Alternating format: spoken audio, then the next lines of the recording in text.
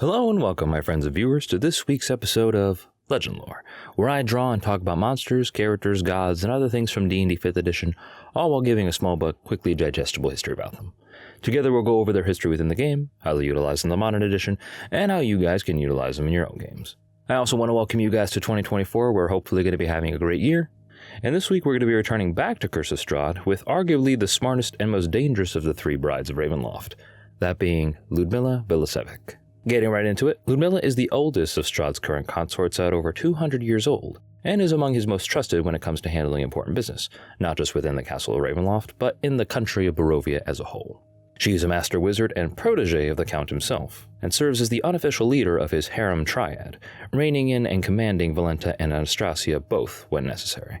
In terms of her origins, Ludmilla first came to Barovia as a child, stowing away on the carts of a Vistani caravan whilst they traveled through the nation of before finding herself in the misty shadowlands of Barovia.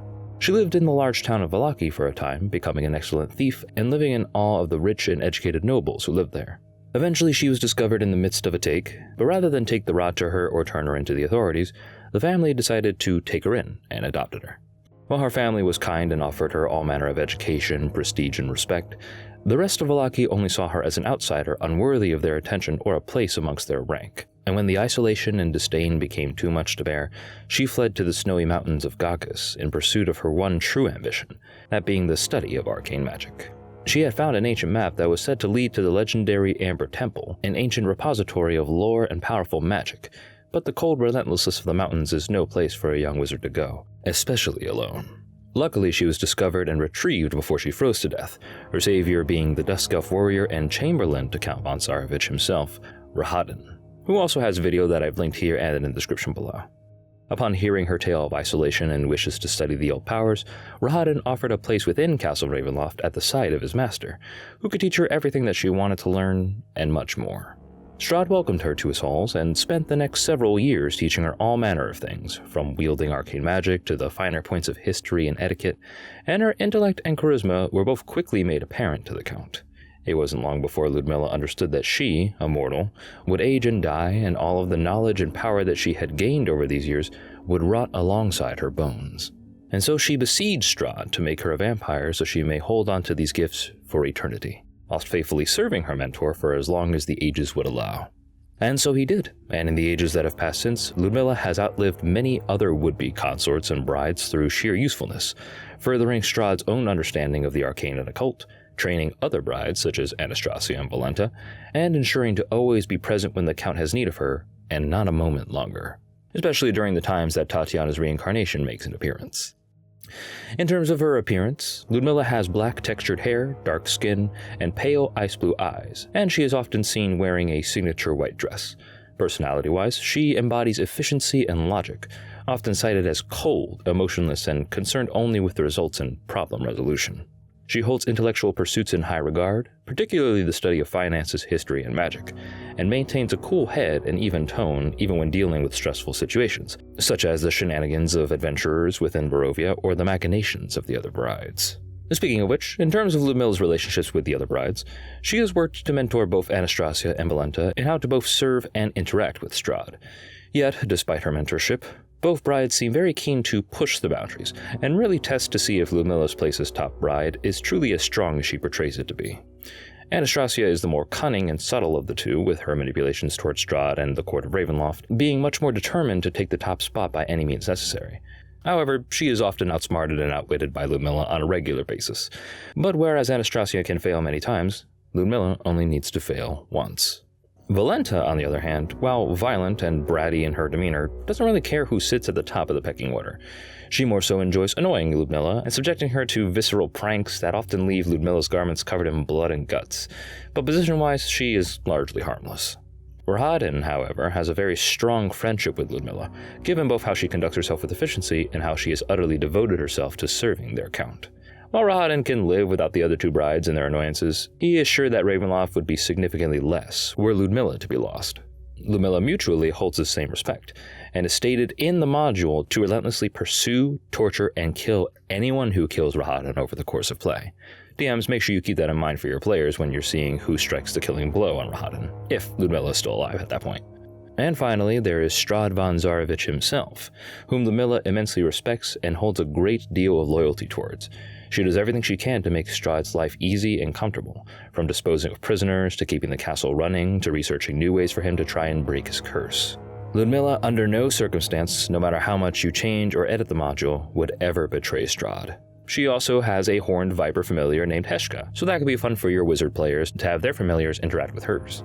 Now, when it comes to running Ludmilla at the table, the classic depiction of the hyper-effective lieutenant of the main villain is a perfect fit for Ludmilla, as she has the intellect and dedication to fulfill such a role. If this is your drive and you're playing Curse of Strahd in its regular classic form, Ludmilla would be the equivalent to Strahd's spy master and arcane expert, the one in charge of keeping eyes on the characters, reporting their movements, and researching ways to diminish their strengths and take advantage of their weaknesses. She would often use Valenta as a physical scout whenever she's unable to scry on the PCs herself. And she would have no problem dropping Anastasia in for more social settings, or have her even outright seduce a PC to gather more information. Ludmilla is ultimately a mastermind, and she enjoys outwitting and outsmarting her enemies, and unlike the other two brides, she is unshakable in her resolve and comes close to being as formidable a villain as Strahd himself. However, if you're like me and you're running for a group that's a little less turn and burn and more about trying to understand Strahd's past and possibly even redeem him, which is a choice, here is an alternate approach that you can take with Ludmilla that I favor when I'm running for groups like that.